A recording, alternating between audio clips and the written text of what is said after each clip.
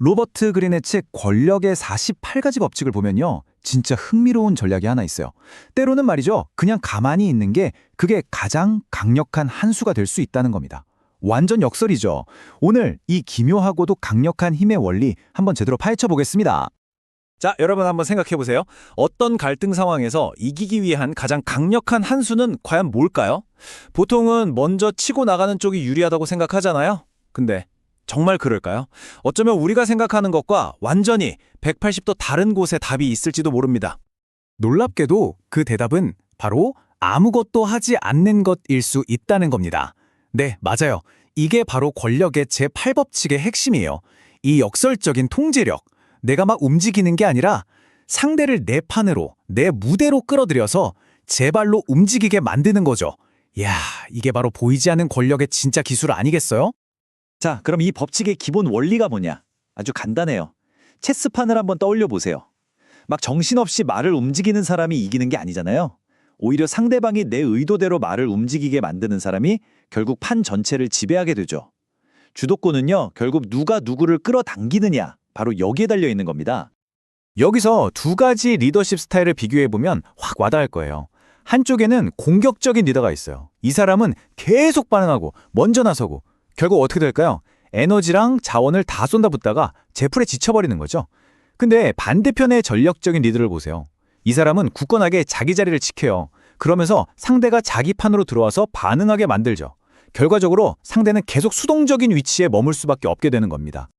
이게 어떤 결과를 낳냐면요. 엄청난 힘의 불균형을 만들어내요. 상대를 내 홈그라운드로 끌어들이는 순간 상대는 이미 힘이 쭉 빠져 있고 나는 에너지가 가득 차 있는 상태가 되는 거죠. 책에서는 이걸 아주 멋진 비유로 설명하는데요. 마치 단단한 돌로 깨지기 쉬운 달걀을 치는 것과 같다고 말해요. 이건 게임이 안 되는 압도적인 상황이 만들어지는 겁니다. 자, 그럼 이렇게 강력한 전략을 사용하려면 대체 뭐가 필요할까요? 핵심은 바로 두 가지인데요. 한마디로 내면의 게임을 완전히 마스터해야 합니다. 제8법칙을 성공시키는 두 개의 기둥이 있어요. 첫 번째는 내 감정을 마스터하는 겁니다. 화가 나고 조급해지고 당장이라도 반응하고 싶은 그 욕구를 완벽하게 통제하는 거죠. 그리고 두 번째는 바로 상대의 감정을 이용하는 겁니다. 상대의 분노나 탐욕, 조급함 같은 그 감정적인 반응을 정확히 꿰뚫어보고 그걸 활용하는 거죠. 결국 이 게임은 감정을 지배하는 사람이 모든 것을 지배하게 되는 거예요. 근데 여기서 이런 생각이 드실 수 있어요. 아니, 누군가의 감정을 이용하는 건 너무 계산적이고 좀 비겁한 거 아닌가? 하고 말이죠. 충분히 그렇게 생각할 수 있습니다. 하지만 이 책에서 말하는 건 이게 옳다 그르다 하는 도덕적인 지침이 아니에요. 권력이 현실에서 어떻게 작동하는지 그 원리를 분석하는 거죠. 그리고 이게 꼭 악의적인 조종만을 의미하는 것도 아니에요. 때로는 상대가 정말로 원하는 게 뭔지 그 깊은 욕구를 이해하고 거기에 맞춰서 정교하게 접근하는 전략이 될 수도 있다는 겁니다. 자, 이론은 이쯤 하고 그럼 이 법칙이 실제 역사에서는 어떻게 쓰였을까요? 아주 흥미로운 두 가지 사례를 한번 살펴볼게요. 상대를 끌어들이는 미끼를 던지는 방법도 정말 다양하더라고요. 첫 번째 이야기는 바로 외교의 천재라고 불리는 탈레랑과 설명이 필요 없는 황제 나폴레옹의 이야기입니다. 여기서 탈레랑이 정말 대단한 게 뭐냐면요. 그 나폴레옹을 상대로 직접 설득하려고 덤비지 않았다는 거예요. 그 대신에 아주 교묘하게 보이지 않는 덫을 설치했죠. 탈레랑은 나폴레옹이라는 사람을 그냥 본 게 아니라 아주 날카롭게 분석했어요. 그가 뭘 원하는지, 그의 가장 깊은 욕망이 뭔지를요. 참을성 없는 성격, 영광에 대한 끝없는 갈증, 그리고 대중의 사랑을 받고 싶어하는 그 엄청난 허영심까지 이걸 정확하게 꿰뚫어 본 거죠. 그리고 바로 그 약점들을 미끼로 삼은 겁니다. 그 미끼가 뭐였냐면 바로 엘바섬이었어요. 탈레랑은 나폴레옹이 마치 이건 내 결정이야. 내가 스스로 이 섬을 선택했고 여기서 화려하게 복귀할 거야 라고 믿게 만들었어요. 모든 과정을 자기가 통제하고 있다고 착각하게 만든 거죠. 하지만 실제로는 어땠을까요? 탈레랑이 엘바섬이라는 그 무대 자체를 이미 장악하고 있었던 겁니다.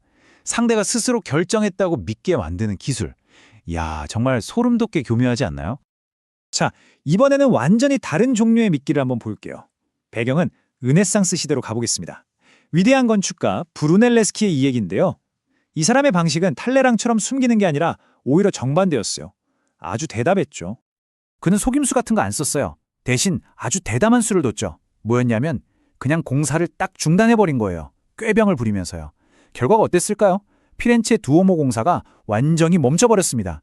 도시 전체가 깨달은 거죠. 아, 저 사람 없이는 안 되는구나. 결국 어떻게 됐겠어요? 피렌체 시 당국이 그에게 와서 제발 돌아와 달라고 당신의 조건대로 다 해주겠다고 애원할 수밖에 없었던 겁니다. 한마디로 나 없이는 아무것도 안 된다는 자신의 대체 불가능한 가치를 그냥 몸소 증명해 보인 거죠. 자, 보세요. 이 두 사례의 차이가 명확하게 보이죠? 미끼라는 게 탈레랑처럼 상대가 눈치채지 못하게 숨겨놓은 심리적인 덫일 수도 있고요. 브루넬레스키처럼 나는 대체 불가능하다는 그 가치 자체를 대놓고 보여주는 것일 수도 있어요. 방법은 다르지만 핵심은 똑같습니다. 결국 상대가 나에게 오도록 만든다는 거죠. 그런데요, 모든 법칙에는 예외가 있는 법이죠. 항상 이렇게 기다리고 상대를 끌어들이는 것만이 정답은 아니에요. 이 제8법칙에도 아주 중요한 반전이 하나 존재합니다. 어떤 상황에서는요, 오히려 먼저 아주 빠르게 공격하는 게 훨씬 더 효과적일 수 있다는 겁니다.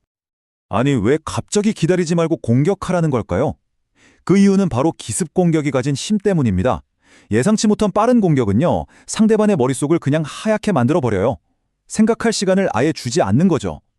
그럼 상대는 당황하고 혼란에 빠져서 실수를 저지를 수밖에 없게 됩니다. 이렇게 번개처럼 빠른 공격은 상대에게 엄청난 심리적 충격을 줘서 순식간에 게임의 주도권을 확 가져올 수 있어요. 하지만 이건 정말 중요한데요.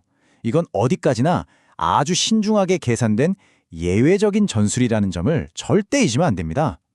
대부분의 상황에서는요, 여전히 인내심을 갖고 기다리는 것이 가장 강력하고 안전한 무기예요.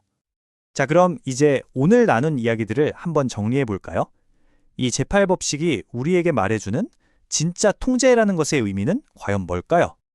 저는 이 꿀을 바른 곰덫이라는 비유가 이 법칙의 모든 것을 말해준다고 생각해요. 정말 기가 막힌 비유죠. 곰이 좋아하는 달콤한 꿀을 덫에 발라두는 거예요. 그리고 곰이 그 냄새에 이끌려 스스로 다가와서 결국 통제력을 잃을 때까지 그냥 침착하게 기다리는 것. 네, 바로 이게 핵심입니다. 그리고 이 법칙은요, 사실 권력의 48가지 법칙 책 전체를 관통하는 3가지 아주 중요한 개념과도 깊이 연결되어 있어요. 첫째, 정면으로 부딪히지 않는 간접성. 둘째, 언제 기다리고 언제 움직일지 아는 인내와 타이밍. 그리고 마지막으로 뭐니 해도 가장 중요한 감정 통제입니다. 독일의 철혈제상 비스마르크가 이런 말을 남겼죠. 현명한 사냥꾼은 사슴무리 전체가 모여서 완전히 안심할 때까지 기다린 다음에 총을 쏜다. 이야, 인내의 지혜를 정말 잘 보여주는 말 아닌가요? 조급하게 행동하면 될 일도 망치는 법입니다. 기다릴 줄 아는 능력, 그것이야말로 진짜 힘이죠. 맞습니다. 결국 이 법칙의 궁극적인 목표, 그 근본적인 힘은 바로 이거예요. 상대방이 내 판 위에서 내가 만든 규칙대로 움직이게 만드는 것. 눈에 보이지는 않지만 어쩌면 이게 가장 강력한 권력의 작동 방식 중 하나일 겁니다. 마지막으로 여러분께 생각해 볼 질문 하나를 던지면서 마무리할까 합니다. 어쩌면 통제권을 겉으로 포기하는 척하는 것이야말로 상대를 내 뜻대로 움직이게 하는 가장 궁극적인 형태의 통제는 아닐까요? 오늘 우리가 함께 살펴본 이 원칙들이 여러분의 삶에서는 지금 어떻게 작용하고 있는지 한 번쯤 돌아보는 것도 아주 흥미로운 시간이 될 거라고 생각합니다.